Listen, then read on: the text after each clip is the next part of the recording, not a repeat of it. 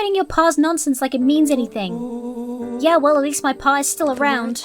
Luca, Good night, Rollo. Fights between friends happen, so buy him a corn dog and apologize. A space adventure, though you needn't buy it. If ye be brave, go somewhere quiet. It's a riddle, Luca. I was able to return the perennial harvest safety suit you borrowed. I don't think anyone noticed. A pickup when you need some pep.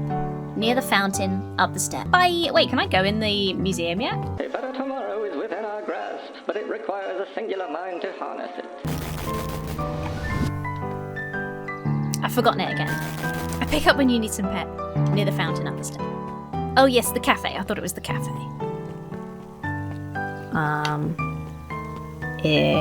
This way?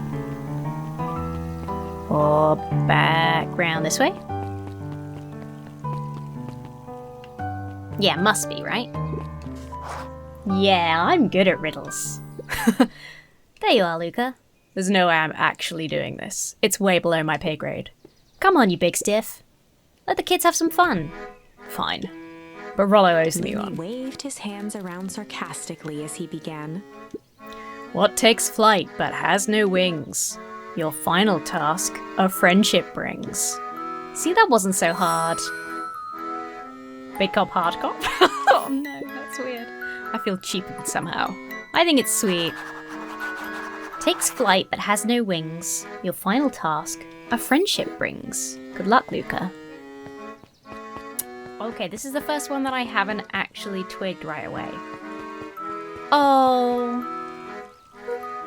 Hey. Hey. Did you find the comic book? Yep. And you got the corn dog? Yeah.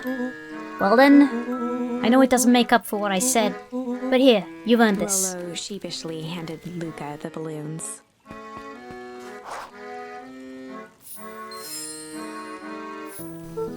Thanks. You didn't have to go to all this trouble. I'm sorry I got so mad. Dang it, you were supposed to let me apologize first. Oh, sorry. Now you've apologized twice before me. Just let me do this. Luca, I'm really sorry. With everything that's happened, with your mom and all, I've always wanted to be there for you. Be a good friend, you know? When you said you were hanging out with someone else, I kind of freaked out. Rollo. Still my turn. I felt like if you needed some new friend to help you, it meant that I wasn't good enough. But that was selfish and wrong. I was wrong. I'm so sorry, Luca. Okay, apology over. You can talk now. Luca threw himself at Rollo, hugging him as tightly as he could. Oh, Rollo, I don't deserve you. I don't deserve you either. That's why we deserve each other. So, what else do you want to do today? We could snoop around and try to find some info about your mom. Snoop where? We could probably sneak into Perennial Harvest HQ while everyone's at the festival. Aren't you curious about all the stuff those clipboards write down? What if we get caught? I think I've had enough excitement for 1 week. Let's just make the rest of the day about us. Really? Yeah, the rest of the world can wait one more day. You know, I have been wanting to get some work done on the MCDC admission control. The aim is a bit unpredictable. Sounds perfect. Aww. Remember we were going to introduce Beck and Rollo today, though. That's important, too. Hey, everyone. Hey, look, Roxy's here. She should be thrilled because we've done what she wanted. She doesn't want to talk to us. I understand. I understand. Wait, am I going the right way? No. No, is the answer? This way. Hey, pal. Did you hear? After Mr. Kerr gives his big speech, they're gonna have the first annual Biggest Catch competition. As long as the boot qualifies as a catch, I'm a shoo-in. Good luck. Should I just see if I've got any more fishing things while I'm here? I just feel like I should. I always want to check. No. I feel like I must be nearly done, though. Some fish. Because we've filled up the mat a lot. Right? I love that I've got the balloons with me. Oh, I almost forgot. I ran into your gran this morning. She asked me to give you this. Rollo handed Luca an unopened letter. I'll wait for you inside if you want to read it now. A letter? Luca, some things are going to happen that might be difficult for you to understand. Oh, shit. If I am honest, I hardly understand them myself. But whatever happens, I need you to know that I love you. None of this is fair to you. You have already lost so much. We both have. I wish there was a simpler way forward. But if there is, I haven't thought of it. God knows I've tried. Everything I've done, I did for you. I hope someday you can accept that. Love, Gran. I love you too, Gran. Luca folded the paper into his pocket and headed up the ladder. I can't decide if she thinks she's going to be arrested or die. I feel like probably die. Oh, look at them chilling. What's up with the letter? Anything you want to talk about? Maybe later. Sure, whenever you want. Aren't they cute? You know, you really didn't have to go to all that trouble just to apologize. I know, but we've been looking forward to the festival for weeks. After I ruined everything with my big mouth, this was the best way to make sure you still had a good time without me. Luca Bravo. was at a loss for words, but that was fine. Words aren't always necessary. The festival seemed nice. Is it nice? We can still go. Nah, this is fine. Well, there's always next year. Sadly, this was untrue. A distant rumble shook the treehouse. Explosion at the fountain? What was that? Oh man, we missed the It fireworks? was not fireworks. It was something the boys couldn't possibly comprehend. Something as old and cruel as time itself.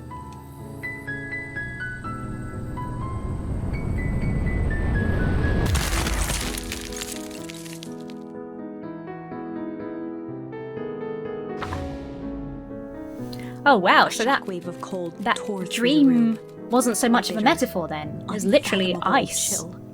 Before they could react, it encased them in ice. Holy shit. Two boys, reunited by friendship, only to be cruelly separated by a malevolence beyond reason. Well, Gran hasn't saved the day at all. And so, our story ends on this melancholy scene. In a silent treehouse turned statuary. In a town brought low by its secrets, sits a pair of friends, alone, together, for the rest of time. At least in this ending, they got to reconnect and be together The end. before being frozen forever. No, that can't be the ending. It simply can't. I won't accept it, and I hope you won't either. No way. There are more endings, more possibilities. I can feel it. Yeah. We are just going to have to sort through them all until we find the one that fits. Hell yeah. Okay. So, interrogation. We can do hard. We can do hard cop. Oh, we could go back to hazardous hectoring and try tickle. I'd forgotten about that one. We can go back to MCDC and try flight. Ooh, choices. I don't think this one affects anything. Ooh. I kind of want to go back to this route and try flight.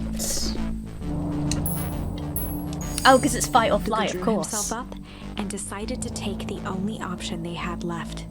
Flight. So this is... Luca went alone. No, this is Luca went with Rollo. Rollo is missing. And Iggy is all messed up from us getting the goo on him. That's the timeline we're in right now. He squinted down the barrel of the mission control defense cannon, aiming it through an opening in the dense tree branches. Oh, we're gonna use it to escape, like a escape rope. He looked up with surprise as it struck true and taut. Wow, I can't believe that worked. Hey, Mr. Kerr, we'd love to hear your thoughts, but I'm afraid we have places to be. Come on, Iggy. See ya, jerks. Cool. Fine. We know where that leads them. This way, we'll take the tunnels. Rollo thought he was in a tunnel, right? As they sprinted through the thicket, the branches clawed at them, reluctant to give passage. After what felt like a marathon, Luca stopped in his tracks as they reached the clearing. What the? That was all he was able to say before Iggy slammed into his back. The boys tumbled down a steep decline and crashed with a wheezing thud on a surface as hard as ice.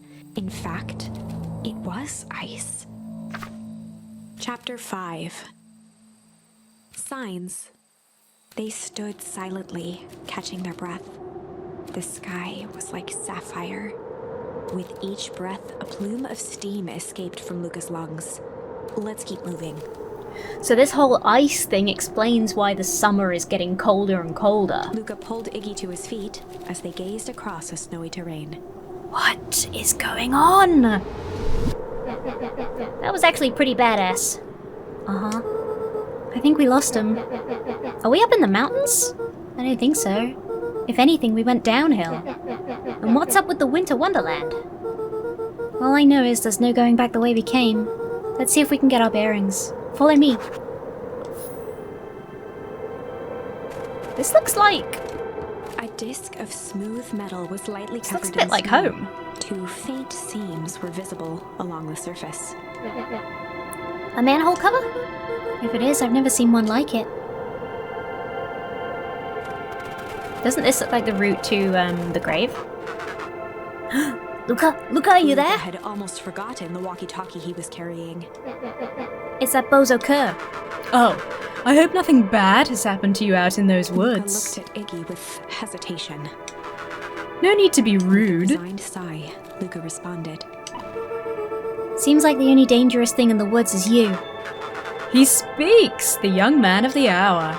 Now, how in tarnation did you end up with one of our radios? Just lucky, I guess. Boy, howdy, you Van Horns are full of surprises, aren't you? You knew my parents?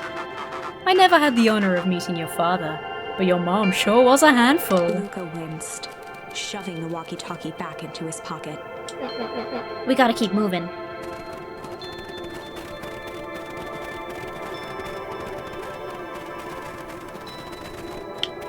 Okay, nothing out here. Man, screw that guy. Uh-oh. Yes, because look, that's the town sign! What's the readout? Sitting just above 258 Kelvin. It's down a bit from last time. Should we report this to Mr. Kerr? Meh, still within safe ranges. It may be spreading, but it's under control for now. Even a small nudge in the equilibrium could cause a cascade. Dude, relax. Just a few more sites to hit before we can punch out. Let's get this over with. It's like a frozen version of Beacon Pines? What's all this? Hard to say with all the snow. I think it's a town sign. I can almost make out letters under there. What town could this even be? There couldn't be another town this deep into Weep Wood. I'm looking at evidence to the contrary. Let's figure out what we're dealing with here. Step 1, snow's gotta go. I'll see what I can do.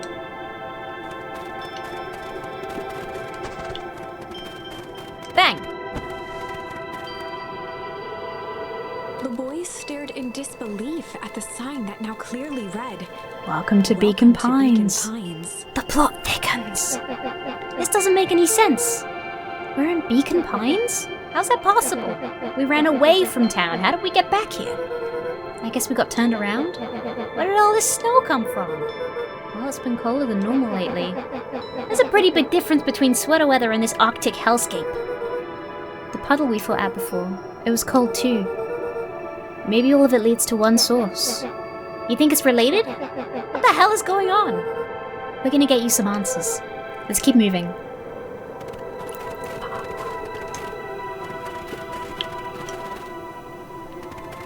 Yeah, and his town, but maybe it's not a different place. Maybe it's like a different. Maybe it's like a time travel thing. Does stuff look familiar to you? It looks like the barrel near the puddle I shoved me into. Yeah. Iggy, you were being very combative at the time, you know? It's all frozen. Looking down at the frozen stream, Luca could faintly see a school of minnows encased in the ice. Whatever happened here, it happened fast. The fish didn't even have time to run. Or, you know, swim run. Didn't have time to get the fuck out of there. The crunching of footsteps trailing Luca went hush. He looked back to see Iggy's face twisted with confusion. Everyone's gone. What? There's nothing here but more snow. There must be an explanation for all this. We have to keep looking. You can look all you want. I quit. Iggy, we have to keep going. You don't get it, do you? This isn't one of your pathetic Hank Atomic stories. We aren't gonna save the day. We aren't even gonna save ourselves. My face is mangled, the town is destroyed, and everyone we've ever known is gone. We don't know that. You can't just quit. Do whatever you want. I'm done. Iggy, it's gonna be okay. Luca peered upward at the darkening sky. He let out a long, foggy breath.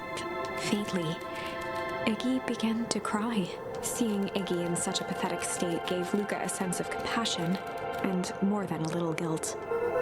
It is getting pretty late, I think. Probably not a great idea to stumble around in the dark anyway. Luca allowed himself to collapse next to Iggy.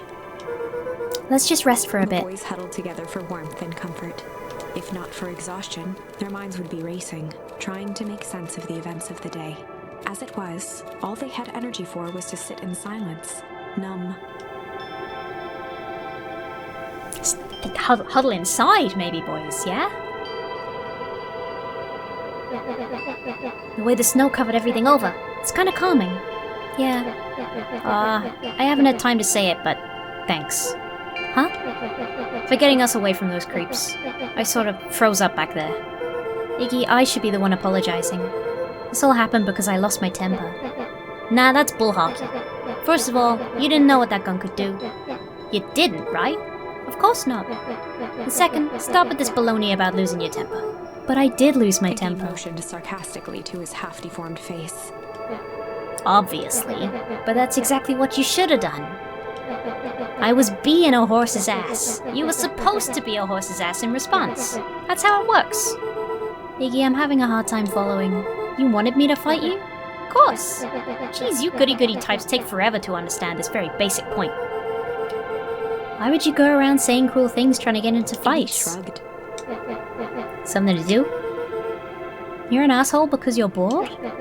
Sometimes I just feel empty. You wouldn't understand.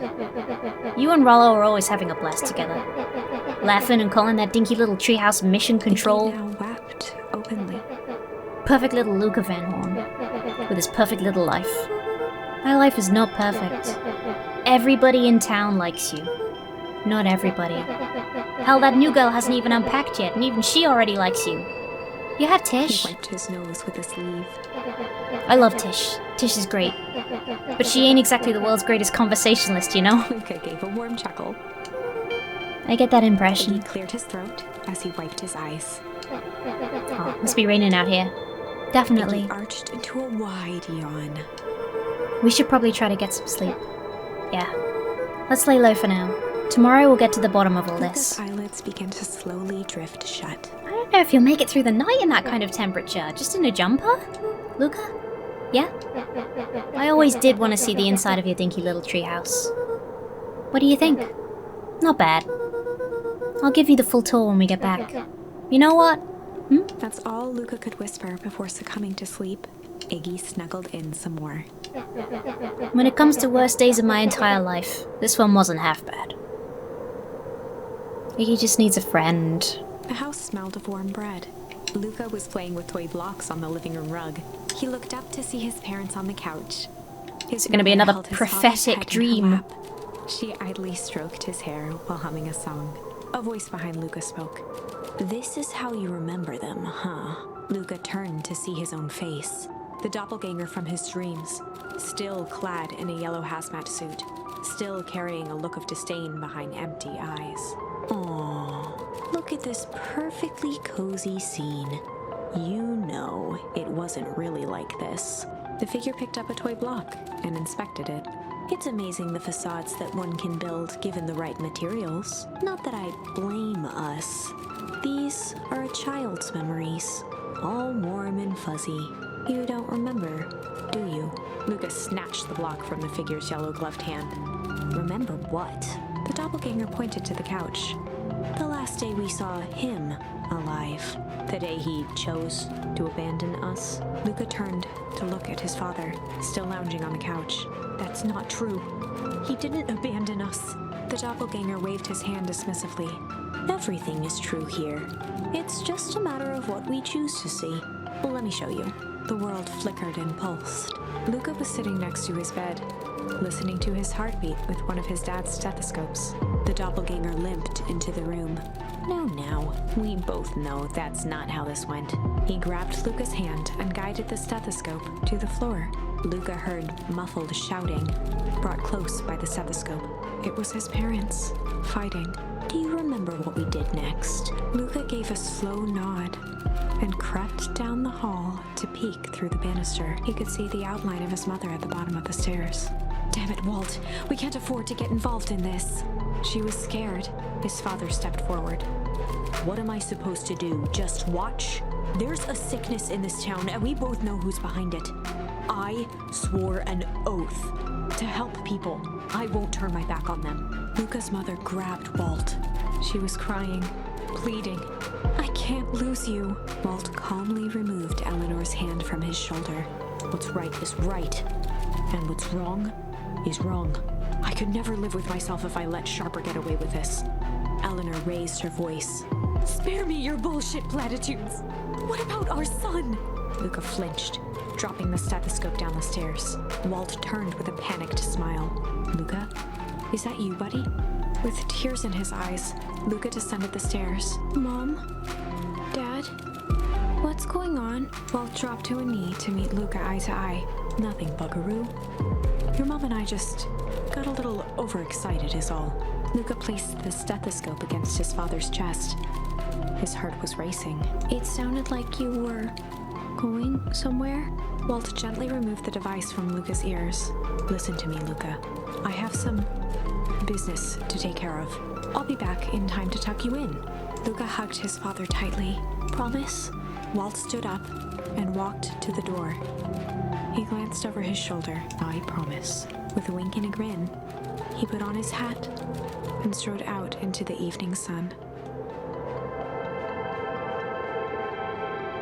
A figure approached soundlessly from the foggy snowfall. So Luca's parents thought that Sharper Valentine was behind whatever was causing the sickness in the town. It stood above them. Interesting. Lingering in contemplation. That looks like a possum. Slowly raising one hand above Iggy, it snapped out 2 brisk raps on his head. Knock, knock. From a deep slumber, Iggy sprang up defensively. Get your hands off me! Whether it was the calming presence or the recognition that he was not in danger, Iggy felt his clenched fists lower. Just what do you think you're doing? Luca looked up, gradually remembering his whereabouts. The figure exhaled a cloud of warm vapor. You two certainly have caused a lot of commotion. What's that supposed to mean? Take it easy, Iggy. We were asleep minding our own business. You're the one running around knocking on people's heads. I'm sorry if I hurt you, Iggy. You didn't hurt nobody. Anybody. Huh? Oh, I see. You think you're better than me, you... When it came to complete strangers, Iggy had trouble cobbling together an insult. You big-hatted, scarfy-necked furball? Okay, let's lower the temperature a bit here. Interesting choice of words. I mean, let's all just calm down. Who are you? A friend, an observer, a hitchhiker on the infinite expanse of possibility. Great. How about a name? If you must call me something, you can call me Nat. Iggy huffed with gratification. How about you make like a gnat and buzz off? Nat Very began well. to turn away indifferently. Wait, do you live here? You might say that. So you know where we are? You might also say that. Look, pal, we just want to find a safe way out of here. You gonna help us or not? Before knowing how to leave, one must know where they are. Alright, that does it. Look, I don't know about you, but I'm getting out of here, one way or another. Iggy turned sharply and began to stomp off. Enough with the riddles. Iggy, wait up! Realizing he'd worn their patience then, Nat relented. Very well, I suppose this isn't the time for metaphors. I'll show you how to get back Luca home. and Iggy turned around with hope in their eyes. Come here. Nat took a deep breath in. Close your eyes. Nat exhaled slowly, then snapped his fingers. Okay, open them. For a brief moment, Luca and Iggy let themselves believe that some great magic was about to unfold, until they opened their eyes and found themselves in the exact same place, cold and disheartened. This is your home. This is Beacon Pines. Look, Nat, we don't know how we got here. Maybe we stumbled through some time travel gate in Weepwood, or we teleported to some alternate universe, or this is all just some cruel experiment by Kerr and his goons. But this is not our home. You're inching closer to the truth. Alas, the reality is much less fanciful. Just give it to us straight. So be it. As I said, this is Beacon Pines. The original, true Beacon Pines. So we're not in an alternate reality, we've not time travelled, this is Beacon Pines now. So that explosion was the yeah, but wait. We were just... No, I should stop guessing because I'm not gonna get it. You both grew up here, but the town you've called your home for the past several years is a replica.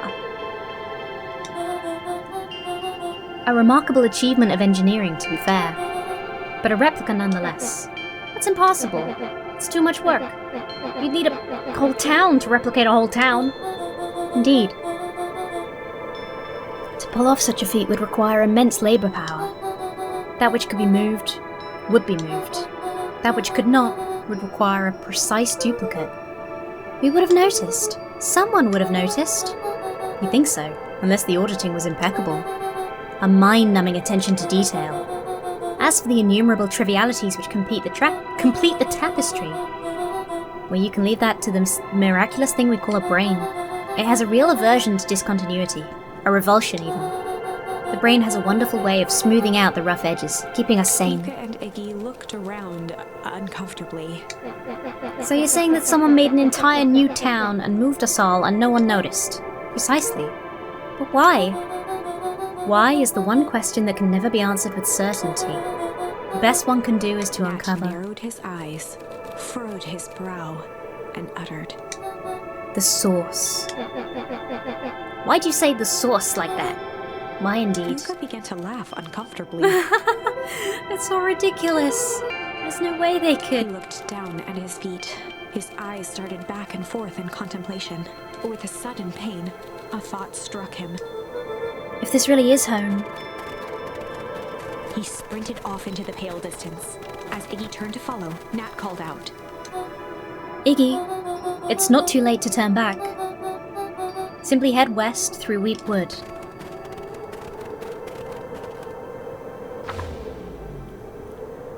Chapter 6. Our Beacon Pines isn't Beacon Pines, it's a replica. The source. What? That would not have been one of my expressed his sympathy guesses. with a shrug and sauntered off as unassumingly as he'd arrived. Thanks, He'd given Nat. Luca and Iggy what they needed, and nothing more. As Luca sprinted across the snow, the events of the past few days became clearer, pieces to a larger puzzle. Rollo said he was underground somewhere, captured. Mr. Kerr tried to cover it up with lies. The clipboards were hell-bent on capturing Iggy. It all seemed to point to perennial harvest. But right now, there was one thing that Luca needed to know. Luca stopped dead in his tracks. The tree was gone, uprooted and moved, leaving a raw gash in the earth. The tree where his father was buried, they just moved the tree. He dropped to his knees and dug wildly at the cold snow. His numb hands hit something hard, a headstone. A dry whisper escaped Luca's lips. You're here. All this time I thought I was visiting you. But you've been here, alone, in the snow. Dad, I'm so sorry. They ruined your favorite spot in the world. Our favorite spot in the world. Dad, what do I do? There was no reply, just snow-covered silence. That's fucked up. Why'd you give me the slip like that? What if I couldn't find you, you jerk? Iggy finally noticed the tears welling in Luca's eyes and the snow-covered grave. Oh. Iggy, they stole his tree, Iggy. Yikes. Suddenly, they heard the crunch of approaching footsteps No in the snow. shit. Hide? We gotta hide. Oh my god. 259k. Fall off distance still good. Dude, did you hear me? I said 259. Sorry. You ever think about what we did here? We saved a whole town of people? Doesn't feel like it sometimes. What about everything we left behind? That's the grave of someone with a family. The people who love them will never know the truth. The truth is He overrated. bent down to scoop up a snowball and lobbed it playfully. Hey! Don't be such a downer, dude. We took this job to change the world. Yeah, come on. It's almost lunchtime. Weirdo. That was a very humanizing moment to what's so far been a faceless enemy. I do kind of stick with my earlier thought that whatever is going on with the people who work for Perennial Harvest, they're kind of victims in a way too, or they were sort of misled into doing this for the right reasons. Here, I thought I was a jerk. These dinguses are out here literally dancing on Lucas graves. stuttered through heaving sobs. I thought I was visiting him. I thought he was with me. Not gonna lie, that's a bad break. Here's some Iggy advice. gave Luca a solid smack on the back of his head. Hey, who's any of this helping? What? Sitting here in the snow crying like some pushover? Who ya helping? Iggy, look what they did. They lied to everyone. Blah, blah, blah. Luca Van Horn, you're a lot of things, but you ain't no pushover. What did I tell you before? When some jug comes at you acting like a horse's ass, I should stand up for myself. Hell yeah! Karen and his merry little band of clipboards pulled off this switcheroo for a reason, right? Nat mentioned something about a source. Luca wiped his eyes with a sleeve. Whatever's at the source must be awfully valuable to Perennial Harvest. Sure would be a shame if something unfortunate were to happen to their precious source, wouldn't it? What do you have in mind? If it's small enough to steal, we snatch it. If it's too big to snatch, we smash it. And what if it's too big to smash? Iggy flashed a mischievous smile and cracked his neck. I'm always up for a challenge. I'm gonna make this right, Dad. I promise. Let's do this.